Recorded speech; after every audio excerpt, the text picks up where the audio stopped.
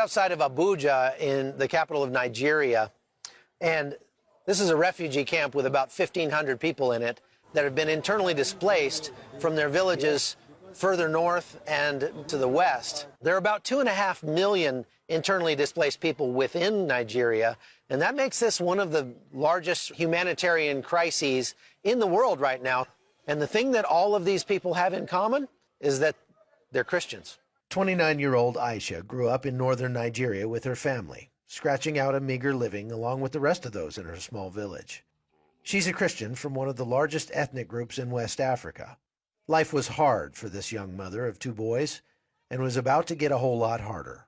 In November 2013, Boko Haram invaded our village. They killed my father-in-law and abducted some of the children who lived with us.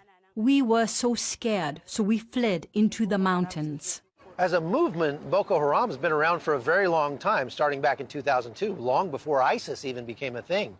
And as time went on, they got more and more extreme to the point where in 2011, they detonated a car bomb at this building behind me. That's the UN embassy here in Abuja. They've continued to kill people across the country of Nigeria, thousands in fact, to the point where in 2015, they were dubbed the most dangerous terror group on the planet.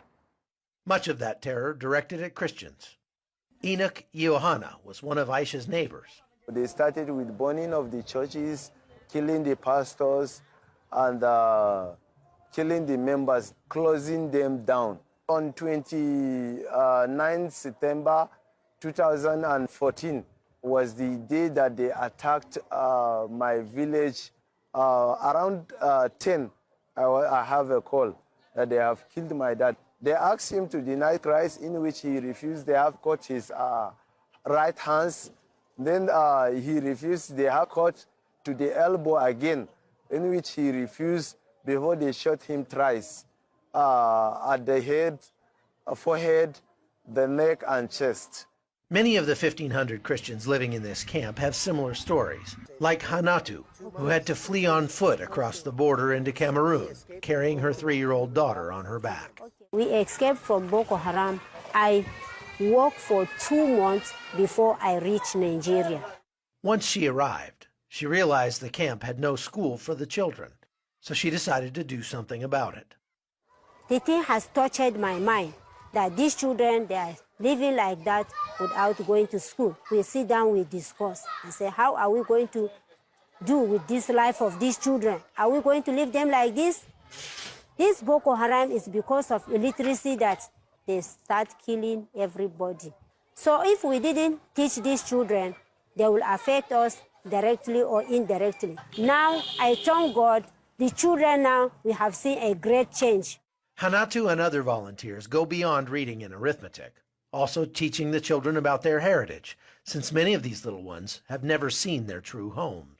We always cry, there is a song that our children always sing, oh my home, because there is no place like home.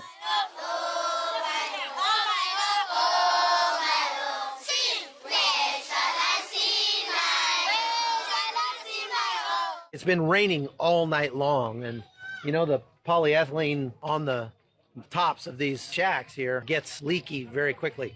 One of the hardest things about living here is the leaky roofs during the rainy season because the water is constantly leaking onto our beds. We depend on people to provide food for us, and when they are unable to do so, we go hungry. The Nigerian military has mounted large offensives against Boko Haram in recent months, and even with heavy losses on both sides, there seems to be no end in sight. Despite the hardships, these displaced Christians are firm believers in the power of prayer. My faith has helped my prayer life, and I believe the prayers of the saints around the world have helped us make it through these tough times. My hope is that God will bring all those displaced back to their homes so we can worship God together and live in peace. In Nigeria's capital city, I'm Chuck Holton for CBN News.